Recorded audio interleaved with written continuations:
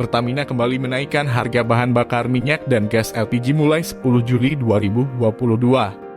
Kebijakan itu menyusul dinamika harga minyak dan gas dunia yang terus meningkat.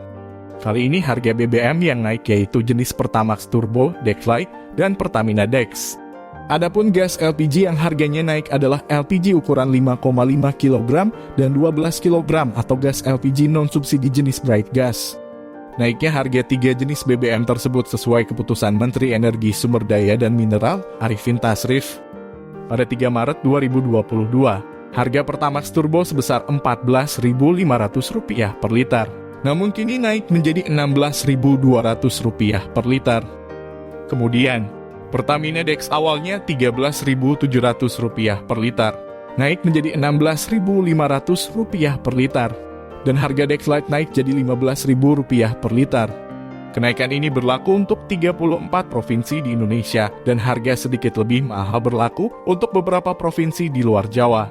Adapun di wilayah Pulau Jawa, harga Pertamax Turbo dibanderol Rp16.200, Dexlite Rp15.000 dan Pertamina Dex Rp16.500. Harga LPG Bright Gas naik sekitar Rp2.000 per kilogram.